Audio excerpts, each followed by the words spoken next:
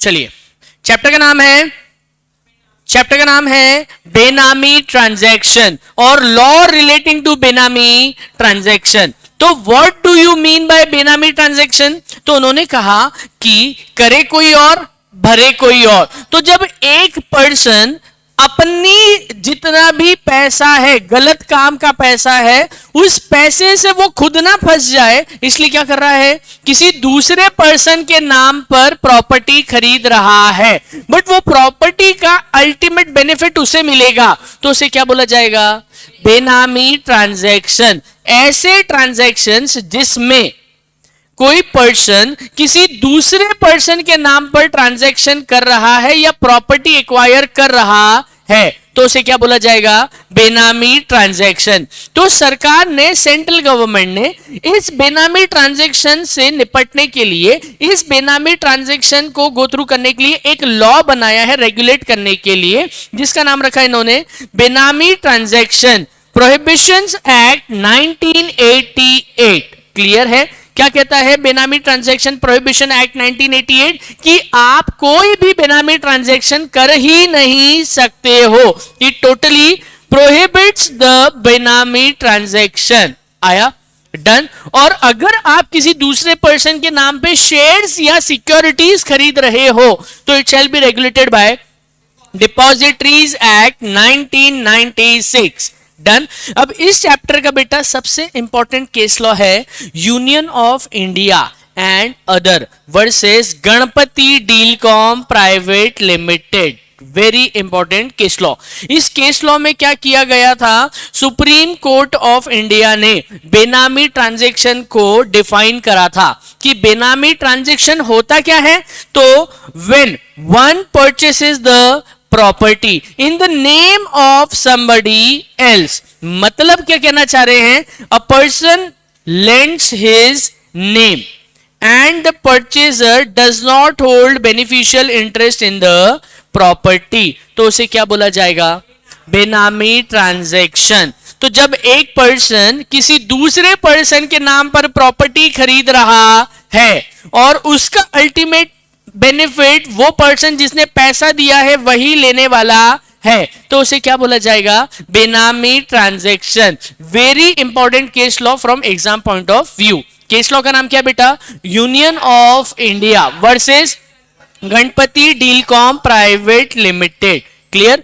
और साथ ही साथ बेनामी ट्रांजैक्शन प्रोहिबिशन एक्ट 1988 का ऑब्जेक्टिव क्या है बेटा? इट इज एन एक्ट, ऐसा एक्ट है टू प्रोहिबिट बेनामी ट्रांजैक्शन। वो जितने भी बेनामी ट्रांजैक्शन है सबको क्या करता है? प्रोहिबिट करता है। And right to recover property held benami, कि किसी भी पर्सन के पास अगर बेनामी प्रॉपर्टी है तो उसे क्या कर सकती है कोर्ट? रिकवर कर सकती है। एंड फॉर मैटर कनेक्टेड देयरविथ और इंसिडेंटल देयरटू, कि इससे रिलेटेड अगर कोई भी मैटर है बेनामी ट्रांजैक्शन से रिलेटेड, वो भी इस एक्ट में कवर होगा। Done. Now there are certain salient features of this chapter. पहला क्या है? It defines benami transaction. इस एक्ट में क्या लिखा हुआ है? तो सबसे पहले बेनामी ट्रांजैक्शन को डिफाइन किया हुआ है एंड बेनामी प्रॉपर्टी। दूसरा, consequences of entering into prohibited बेनामी ट्रांजैक्शन, कि अगर आपने बेनामी ट्रांजैक्शन में एंटर कर लिया जो प्रोहिबिटेड है तो उसके एंड रिजल्ट या कॉन्सिक्वेंसेस क्या होंगे। Third, what is the procedure for determination and related penal consequences, कि क्या प्रोसीजर रहेगा बेनामी ट्रांजैक्शन को आइडेंटिफाई करने से लेकर सामने वाला पर्सन इफ फाउंड गिल्टी उसके ऊपर एक्शन लेने का। Done. Next is what are the powers of special court. तो उन्होंने बोला स्पेशल कोर्ट के पास कौन सा पावर रहेगा? सिविल कोर्ट वाला पावर रहेगा। आ गया। Last, it enables the central government in consultation with chief justice of high court, कि वो चाहे तो क्या कर सकते हैं? एक या एक से ज्यादा स्पेशल कोर्ट एस्टैब्लिश कर सकते हैं, जिनका काम क्या रहेगा बेटा? सिर्फ बेनामी केसेस को सुनना। डन।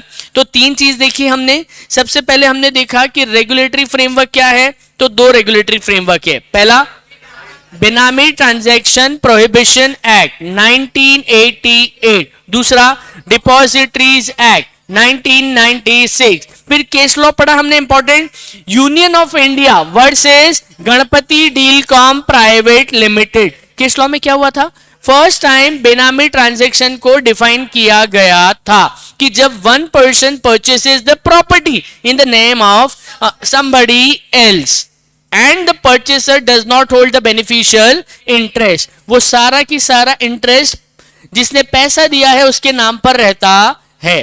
फिर ऑब्जेक्ट पढ़ा हमने, डन, कि भाई हम इस एक्ट के थ्रू बेनामी ट्रांजैक्शन को प्रोहिबिट करते हैं और हमारे पास ये राइट है कि हम राइट क्या कर सकते हैं, right to recover property held benami. Done.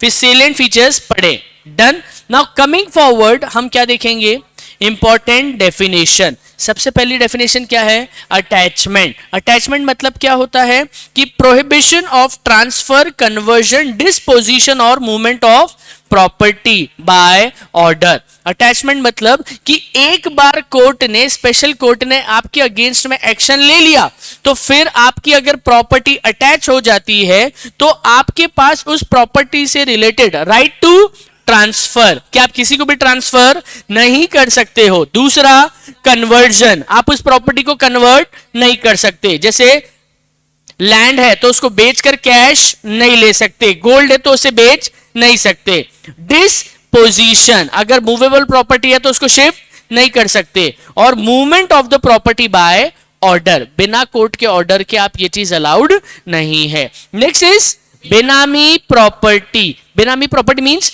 Any property which is subject matter of a बेनामी ट्रांजैक्शन, कि कोई भी प्रॉपर्टी जो बेनामी ट्रांजैक्शन का सब्जेक्ट मैटर है उसे क्या बोला जाएगा, आ गया समझ में। Next is benami transaction, very important बेटा, सेक्शन लर्न करना पड़ेगा। सेक्शन 2 क्लॉज 9 क्या कहता है, बेनामी ट्रांजैक्शन, बीटी मतलब क्या होता है, मींस ट्रांजैक्शन और अरेंजमेंट। फटाफट रिवाइज कराइए, बेनामी transaction means a transaction or arrangement, ऐसा कोई भी ट्रांजैक्शन या अरेंजमेंट जिसमें प्रॉपर्टी इज ट्रांसफर्ड और is held by a person, एक पर्सन के नाम पर प्रॉपर्टी है, and consideration for such property have been provided by another person, कि एक पर्सन के नाम पर प्रॉपर्टी है पर उस प्रॉपर्टी का जो पैसा है वो किसी दूसरे पर्सन ने दिया है,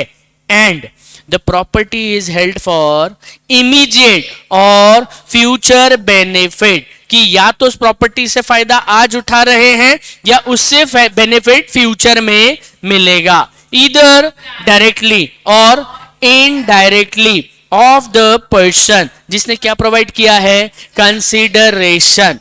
डन, हाँ या ना।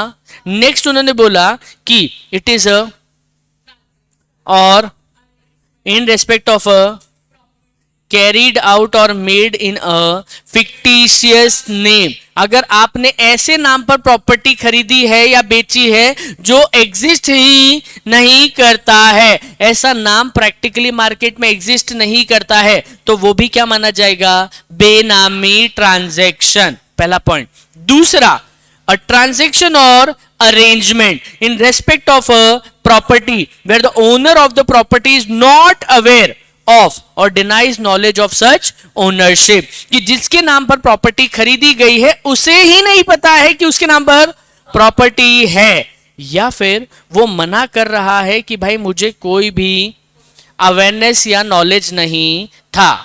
डन। थर्ड, अ ट्रांजैक्शन और a arrangement in respect of a where the person providing the consideration is not traceable or is fictitious, तो वो भी ट्रांजैक्शन क्या माना जाएगा, बेनामी ट्रांजैक्शन। डन। अब जिस पर्सन के नाम पर प्रॉपर्टी खरीदी जाती है उसको एक्ट के हिसाब से क्या बोला जाएगा बेटा, बेनामीदार। डन, हाँ या ना। जिसके नाम पर प्रॉपर्टी खरीदी जा रही है, the one who holds the title of the property under his name, उसे बोला जाएगा बेटा बेनामीदार। डन। और दूसरा, उससे जिसको अल्टीमेट बेनिफिट हो रहा है उसे क्या बोला जाएगा, beneficial owner. Beneficial owner means person whether his identity is known or not. For the whose benefit the benami property is held by benamidar. Done. Done. Benami transaction का सेक्शन क्या है बेटा? सेक्शन 2 क्लॉज 9 क्या कहता है? जब एक पर्सन अपने नाम पर प्रॉपर्टी खरीद रहा, नहीं, किसी और के नाम पर प्रॉपर्टी खरीद रहा है और पैसे खुद दे रहा है, तो उसे क्या बोला जाएगा? बेनामी ट्रांजैक्शन. अब 3 चीज उन्होंने और बाइफरकेट करी. पहला कि फिक्टिशियस नेम पर खरीद रहा है, ऐसा इंसान एग्जिस्ट नहीं करता है, तो ये क्या माना जाएगा? बेनामी ट्रांजैक्शन माना जाएगा. दूसरा, ओनर को ही नहीं पता है उसके नाम पर प्रॉपर्टी परचेज हो चुकी है, वो भी बेनामी ट्रांजैक्शन माना जाएगा. आया? हाँ या ना? और जिसने कंसिडरेशन पे किया है वो या तो इमीडिएट या फ्यूचर में उसका बेनिफिट लेगा. डन. फिर जो पर्सन अपना नाम दे रहा है प्रॉपर्टी खरीदने के लिए, उसे बोला जाएगा बेनामीदार. डन. और जिस पर्सन ने कंसिडरेशन पे किया है उसे क्या बोला जाएगा? Beneficial owner. आया? Now next topic is no person, prohibition of benami transaction. Next topic क्या बेटा? Prohibition of benami transaction. क्या कहता है ये? कि no person shall enter into any benami transaction. बात खत्म. सिंपल सी उन्होंने क्या चीज बोली? कि कोई भी पर्सन एंटर ही नहीं कर सकता है किसमें? किसी भी बेनामी ट्रांजैक्शन में. अगर फिर भी किया तो पेनल्टी. स्टार मार्क करो, एग्जाम में आती है. पेनल्टी क्या है बेटा? तो उन्होंने बोला रिगरस इम्प्रिजनमेंट. कि भाई ऐसा नहीं जेल में डालेंगे, जेल में डालेंगे और काम भी करवाएंगे. For a term not less than 1 year, कम से कम 1 साल तक की जेल, विच में एक्सटेंड टू 7 ईयर. डन. 1 साल से 7 साल तक की सजा. और लाइबल टू फाइन. फाइन भी कितना पे करना है? 25% of fair market value of property. कि उस प्रॉपर्टी की मार्केट में जो वैल्यू चल रही है उसका 25% तक आपको फाइन पे करना पड़ सकता है. आया बेटा समझ में? Prohibition of benami transaction. Next is prohibition of right to recover property held benami. Again important. क्या कहता है? नो सूट, नो क्लेम और एनी एक्शन. आपको कुछ भी राइट नहीं मिलेगा, आप केस भी नहीं कर सकते हो, ना ही सामने वाले के अगेंस्ट में कोई एक्शन लिया जा सकता है अगर उसने आपकी प्रॉपर्टी को क्या किया है? बेनामी हेल्ड किया है. आया? आया? क्या कह रहा है? Prohibition of right to recover property held benami. कि अगर सामने वाले ने आपसे प्रॉपर्टी ली और उसको मना कर दिया आपको वापस लौटाने से, तो आप उस प्रॉपर्टी को रिकवर नहीं कर सकते. पहला. दूसरा, उस पर्सन के अगेंस्ट में कोई भी केस नहीं कर सकते. अरे केस तो छोड़ो, आप कोई एक्शन ही नहीं ले सकते हो. किनके अगेंस्ट में? Against any person in whose name property is held, जिसके नाम पे प्रॉपर्टी है. डन. दूसरा, अगेंस्ट एनी अदर पर्सन जो क्या क्लेम कर रहा है? कि प्रॉपर्टी का रियल ओनर मैं हूं. इनके अगेंस्ट में भी कोई एक्शन नहीं हो सकता है. आया बेटा? डन. ठीक. फिर स्टार मार्क करो जो लिखा हुआ है कि benami property liable to be confiscated by central government. कि एक बार कोर्ट ने आपकी प्रॉपर्टी को क्या डिक्लेयर कर दिया? बेनामी. तो वो जो प्रॉपर्टी है वो तुरंत कौन जब्त कर लेगा? Central government. और उस प्रॉपर्टी से रिलेटेड जितने भी राइट्स हैं वो सारे के सारे it shall lie in the hands of central government and it shall be treated free from all the encumbrances. कि उसके ऊपर कोई लोन चल रहा है, किसी को पैसे देना है, सब हटा दिया जाएगा. Done. Next is prohibition on retransfer of property by benamidar. कि अगर बेनामीदार है जिसके नाम पर प्रॉपर्टी है, वो उसे अगर पता पड़ता है कि ये प्रॉपर्टी क्या है? बेनामी प्रॉपर्टी है, डन। तो वो उस प्रॉपर्टी को रीट्रांसफर भी नहीं कर सकता है कि या तो उस पर्सन को वापस दे दो या उसके कहने पर किसी दूसरे पर्सन को प्रॉपर्टी के नाम ट्रांसफर कर दो। So no person shall reenter any benami property और if done shall be treated as null and void। कि अगर आपने कल से प्रॉपर्टी ट्रांसफर भी कर दी तो रीट्रांसफर अगर की है तो वो क्या माना जाएगा, null and void। डन बेटा, done. Now there are 4 authorities under benami transaction. ठीक है, बेनामी एक्ट बोले तो ज्यादा बेटर रहेगा कि बेनामी एक्ट के अंडर कितनी अथॉरिटीज रहेगी, 4। पहली कौन सी है, इनिशिएटिंग ऑफिसर। ये वो पर्सन है जो मार्केट में दूरबीन लेके घूमते रहता है, सारे ट्रांजैक्शन पर नजर रखता है। ये वो पर्सन है जो फर्स्ट इनिशिएटिव स्टेप लेता है कि ये property I have a reason to believe, मुझे लगता है कि ये प्रॉपर्टी क्या हो सकती है, बेनामी हो सकती है। Done. Second, approving authority. Approving authority मतलब वो अप्रूवल देती है कि हां ये प्रॉपर्टी है, बेनामी हो सकती है। फिर जिसके कंट्रोल में वो बेनामी प्रॉपर्टी फॉर टाइम बिंग चली जाती है उसे क्या बोला जाएगा, एडमिनिस्ट्रेटर। एंड लास्ट, वो अथॉरिटी जो बेनामी के केसेस को फाइनल डिसीजन प्रोवाइड करती है उसे क्या बोला जाएगा, एडजुडिकेटिंग अथॉरिटी। मतलब बेटा एडजुडिकेटिंग अथॉरिटी मतलब वो अथॉरिटी जिसके इशारों पर एडमिनिस्ट्रेटर, अप्रूविंग अथॉरिटी और इनिशिएटिंग ऑफिसर काम कर रहा है। डन। सो हाईएस्ट अथॉरिटी कौन सी रहेगी, एडजुडिकेटिंग अथॉरिटी। तो पूरा केस सुनने से लेकर खत्म करने तक, ऑर्डर देने तक किसका रहेगा, एडजुडिकेटिंग अथॉरिटी। आया, डन। नेक्स्ट इज बेटा नोटिस एंड प्रॉपर्टी हेल्ड बेनामी। समझना अच्छे से, इनिशिएटिंग ऑफिसर, ये प्रोसीजर है, ध्यान से सुनना। Initiating officer on the basis of material information, अगर उसके पास कोई भी मटेरियल इंफॉर्मेशन है जो उसके पोजेशन में है, उसके पास आ चुकी है, has a reason to believe, और उसे ऐसा लगता है कि ये प्रॉपर्टी क्या है, बेनामीदार। डन। कि ये जो प्रॉपर्टी होल्ड करके रखी है ये क्या है, बेनामी प्रॉपर्टी बाय बेनामीदार। आया बेटा, ठीक है, कि एनी प्रॉपर्टी इज हेल्ड बेनामी बाय बेनामीदार, तो वो क्या कर सकता है, ही में रिकॉर्ड रीजंस इन राइटिंग, वो सारी चीजें लिखित में लेगा और क्या इशू करेगा, नोटिस 2 लोगों को, पहला बेनामीदार, दूसरा बेनिफिशियल ओनर, कि आओ हवेली पर जवाब दो कि ये प्रॉपर्टी हमें लग रहा है बेनामी है, आप प्रूफ करो ये बेनामी नहीं है। आया, सबसे पहले समझाऊं, इनिशिएटिंग ऑफिसर को अगर रीजन टू बिलीव लगता है on the basis of material information कि ये प्रॉपर्टी क्या है, बेनामी, तो वो रीजन को रिकॉर्ड करके 2 लोगों को नोटिस भेजेगा, पहला बेनामीदार, दूसरा बेनिफिशियल ओनर। आया, हाँ या ना। और अगर इनिशिएटिंग ऑफिसर को ये लगता है कि ये प्रॉपर्टी बेनामीदार रफा दफा कर देगा, गायब कर देगा, तो उस पर्टिकुलर सिचुएशन में वो क्या कर सकता है, प्रॉपर्टी को प्रोविजनली अटैच कर सकता है। डन। एक बार प्रॉपर्टी अटैच कर दी तो ना वो ट्रांसफर होगी, ना वो डिस्पोजिशन होगी, ना वो कन्वर्ट होगी। आया, याद आ रहा है, डन।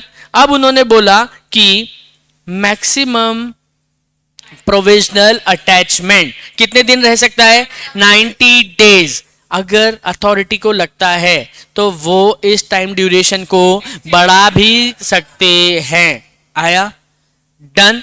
साथ ही साथ एक रिपोर्ट बनाकर एडजुडिकेटिंग अथॉरिटी को सबमिट करेगा, कौन, इनिशिएटिंग ऑफिसर। पहला पॉइंट समझ में आया बेटा, इजी गो है। क्या कह रहा हूं मैं कि भाई अगर किसी भी टाइम पर किसे, इनिशिएटिंग ऑफिसर को क्या लग रहा है कि मेरे पास जो इंफॉर्मेशन है उसको अगर देखा जाए तो मेरे पास ये रीजन है कि सामने वाला क्या हो सकता है, बेनामीदार हो सकता है, तो वो रीजंस को रिकॉर्ड करने के बाद राइटिंग में 2 लोगों को नोटिस इशू कर सकता है, पहला बेनामीदार, दूसरा बेनिफिशियल ओनर। आया समझ में? हाँ या ना? अगर इनिशिएटिंग ऑफिसर को ये लगता है किसी भी टाइम पर कि ये प्रॉपर्टी बेनामीदार गायब कर सकता है, तो वो उस प्रॉपर्टी को प्रोविजनली अटैच कर सकता है। कितने दिन के लिए? 90 डेज। आया समझ में? डन। और जब तक केस चल रहा है, जब तक वो एक रिपोर्ट बनाकर किसे सबमिट करेगा? Adjudicating authorities. आया? अब कैसे भेजोगे नोटिस? तो उन्होंने बोला भाई भेजो इधर बाय पोस्ट और समन कि आओ साहब आपसे बात करनी है। आया? डन। जैसे ही एडजुडिकेटिंग अथॉरिटी ने नोटिस इशू किया कि हमें डॉक्यूमेंट चाहिए प्रॉपर्टी के एक्चुअल, दूसरा उससे रिलेटेड पर्टिकुलर्स चाहिए, बैंक की रिसीट या फिर कोई भी कि पैसा कहां से लाए, थर्ड एविडेंस जो जरूरी है, तो वो क्या कर सकता है? नोटिस इशू करेगा कि 30 डेज के अंदर अंदर जवाब दो। आया? किस किस को नोटिस इशू करेगा? बेनामीदार, दूसरा beneficial owner, third any interested person. जो बोल रहा है साहब प्रॉपर्टी तो मेरी थी, इन दोनों ने क्या करा? कब्जा कर लिया। बोले आप भी आओ, आपको भी नोटिस भेज रहे हैं। And any person who has made claim in respect of property, कि ये प्रॉपर्टी में मेरा भी इंटरेस्ट जुड़ा हुआ है, मैंने आधे पैसे दिए थे, आधे पैसे सामने वाले ने दिए थे, मेरा 1 नंबर का पैसा है, सामने वाले का 2 नंबर का गलत पैसा है। तो बोले साहब आप भी आइए, जवाब दीजिए। आया? हाँ या ना? कितने डेज में जवाब दो? जवाब दो 30 डेज के अंदर अंदर। आया? हाँ या ना? अब एडजुडिकेटिंग अथॉरिटी को जवाब मिल गया, उस जवाब को क्या करेगा अथॉरिटी? कंसीडर, क्या बोलेगा? और रिपोर्ट लाओ, और अपॉर्चुनिटी ऑफ बीइंग हर्ड बोले तो OBH देने के बाद या तो ऑर्डर से प्रॉपर्टी को रिवोक कर देगा कि भाई ये बेनामी नहीं है, इसने सारे प्रूफ दे दिए, इसको हटाओ, या फिर वो क्या करेगा? अटैचमेंट को कंफर्म कर देगा। डन। आया? बोलो। अब रिपोर्ट बनाई, पहले से केस खुला था और लगते जा रहा है कि और प्रॉपर्टीज है, सबको क्या करते जाओ? प्रोविजनली अटैच कर लो। आया? कि जितनी प्रॉपर्टी इंस्पेक्शन के दौरान, इन्वेस्टिगेशन के दौरान मिलते जा रही है, एडजुडिकेटिंग अथॉरिटी उसे भी क्या कर सकता है? प्रोविजनली अटैच कर सकता है। बहुत अच्छे से काम करो, कितना भी अच्छे से काम करो, 1 साल से ज्यादा वो केस नहीं चलना चाहिए। आया? Done. Next is very simple, confiscation and wasting of बेनामी प्रॉपर्टी। अरे भाई जैसे ही आपकी प्रॉपर्टी बेनामी डिक्लेयर हुई, वैसे ही अल्टीमेट वो प्रॉपर्टी किसके हाथ में चली जाएगी? Central government. आया? मतलब उससे रिलेटेड जितने भी राइट्स है और टाइटल है shall automatically vest in the hands of central government. और कोई थर्ड पर्सन उससे रिलेटेड कोई भी राइट क्लेम कर रहा है तो वो क्या है? Null and void. डन। आ गया? Management of property confiscated. याद आ रहा है एक पर्सन अपन ने बताया था स्टार्टिंग में, एडमिनिस्ट्रेटर। तो सेंट्रल गवर्नमेंट तुरंत एक अथॉरिटी को, एक पर्सन को अपॉइंट करेगी जिसका नाम क्या रहेगा? वो तुरंत पोजीशन अपने हाथ में लेगा और अपने हिसाब से उसको एडमिन या मैनेज करना स्टार्ट कर देगा। Done.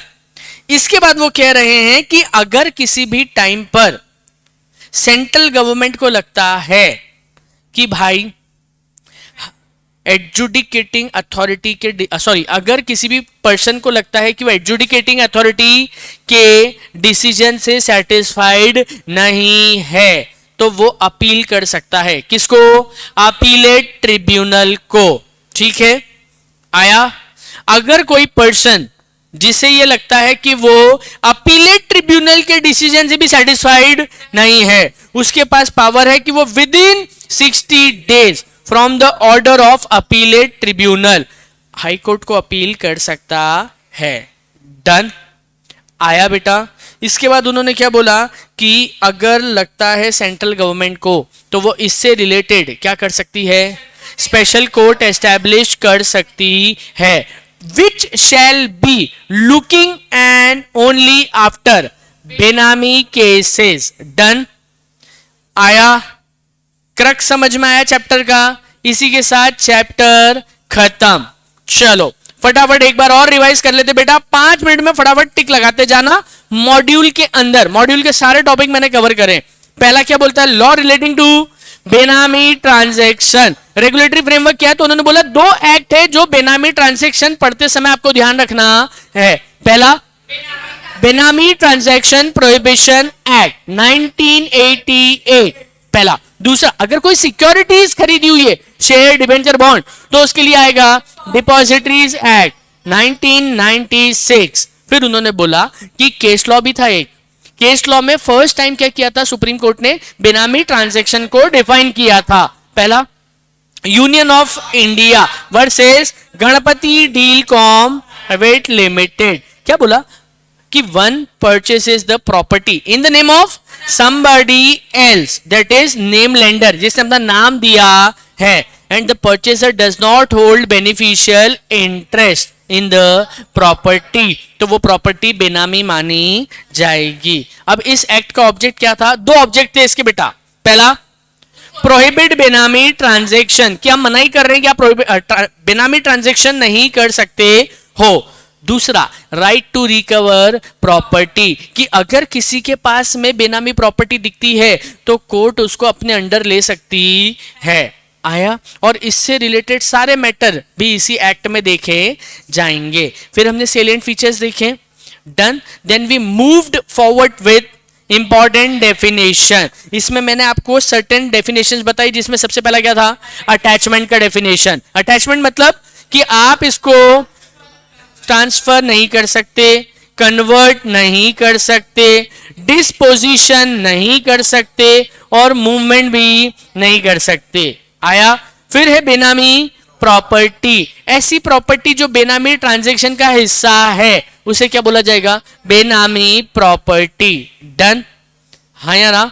Next is benami transaction, very important. Section 2 clause 9 क्या कहता है? Benami transaction means transaction or arrangement, कोई भी ट्रांजैक्शन या arrangement where property is transferred to or is held by a person and consideration is paid by another person, उसे क्या बोला जाएगा? Benami transaction.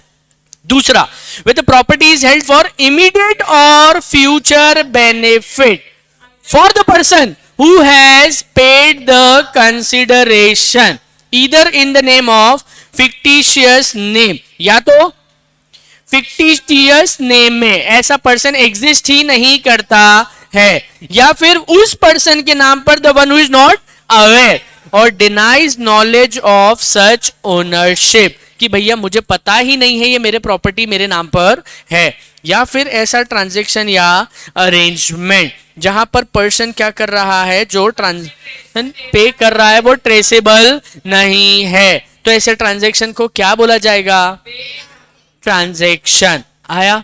Next is benamidar. अब 2 लोग आएंगे बीच में। बेनामीदार जिसने अपना नाम दिया है या वो फिक्टिशियस नेम जिसके नाम पे प्रॉपर्टी खरीदी गई है। डन? जो वैलिड टाइटल होल्ड नहीं, जो टाइटल होल्ड करता है उसे क्या बोला जाएगा? बेनामीदार। डन? और जिसने कंसिडरेशन पे किया है या जिसके बेनिफिट के लिए प्रॉपर्टी खरीदी गई है वो क्या है? Beneficial owner. फिर है prohibitions of benami transaction, very important बोला था मैंने कि कोई भी पर्सन बेनामी ट्रांजैक्शन में एंटर अगर कर दिया तो रिगरस इम्प्रिजनमेंट 1 साल तक की, ठीक है, 1 साल से लेकर 7 साल तक की इम्प्रिजनमेंट और फाइन 25% ऑफ FMV। आया? डन? नेक्स्ट हेडिंग क्या है? Prohibition of right to recover property held benami, कि एक पर्सन के नाम पर अगर प्रॉपर्टी है तो अगर उसने कल से मना कर दिया तो आप उसके अगेंस्ट केस नहीं कर सकते, उससे पैसा क्लेम नहीं कर सकते, आप तो उसके अगेंस्ट में कोई एक्शन ही नहीं ले सकते हो। आया? डन? और एक बार बेनामी प्रॉपर्टी प्रूफ हो जाती है तो वो कॉन्फिस्केट कर लेंगे। कौन? Central government. फिर नेक्स्ट हेडिंग है बेटा prohibition on retransfer of property held benamidar. Done. कि no person shall retransfer any benami property, और उसने अगर कर दी तो नल एंड वॉइड माना जाएगा। फिर हमने देखा 4 अथॉरिटीज इसके अंडर काम करेगी। पहला आईओ, इनिशिएटिंग ऑफिसर, जो इनिशिएशन लेगा कि भाई केस चालू करना है, मुझे रीजन टू बिलीव लगता है कि ये प्रॉपर्टी क्या है, बेनामी। दूसरा अप्रूविंग अथॉरिटी, कौन होता है अप्रूविंग अथॉरिटी? जो अप्रूव करता है कि हाँ ये बेनामी प्रॉपर्टी हो सकती है। Third the one who manages the confiscated property on behalf of central government, वो कौन माना जाएगा? administrator. next is adjudicating authority. done.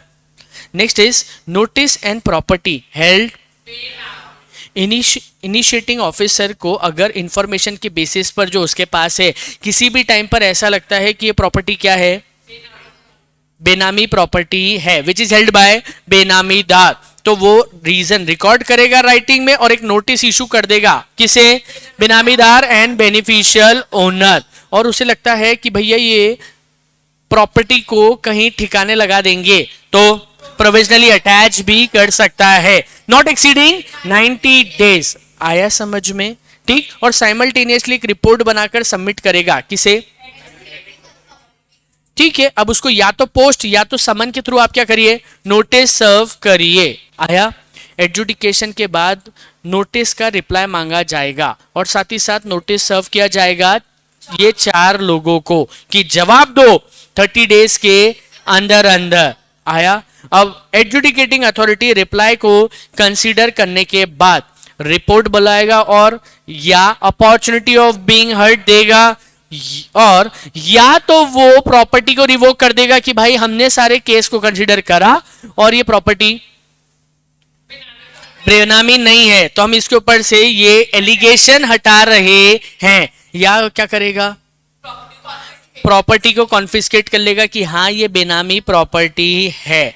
आया। डन। अब ये केस कितने टाइम में सॉल्व कर दिया जाएगा? 1 साल। आ गया। अब जैसे ही प्रॉपर्टी कॉन्फिस्केट करी उससे रिलेटेड सारे राइट्स किसके पास शिफ्ट हो जाएंगे? Central government. अगर किसी थर्ड पार्टी ने इसके ऊपर राइट क्लेम करा तो वो नल एंड वॉइड माना जाएगा। Done. Done. Management of properties confiscated. क्या बोलता है हेडिंग? कि जैसे जितनी भी प्रॉपर्टीज कॉन्फिस्केट की गई है एडजुडिकेटिंग अथॉरिटी द्वारा उसको कौन मैनेज करेगा? Administrator. Done. Next is court के पास पावर, गवर्नमेंट के पास पावर है कि वो क्या कर सकता है? अपीलेट ट्रिब्यूनल और स्पेशल कोर्ट एस्टैब्लिश कर सकता है। अगर कोई पर्सन एडजुडिकेटिंग अथॉरिटी के डिसीजन से सेटिस्फाइड नहीं है तो वो कहां जा सकता है? Appellate tribunal. If the person is not satisfied with appellate tribunal orders as well तो वो 60 डेज फ्रॉम द ऑर्डर के अंदर कहां जा सकता है? High court. आया। इसी के साथ चैप्टर खत्म। डन बेटा। क्विक रिवीजन है, गिविंग यू 5 मिनट्स टाइम, फटाफट इसको रीड करो।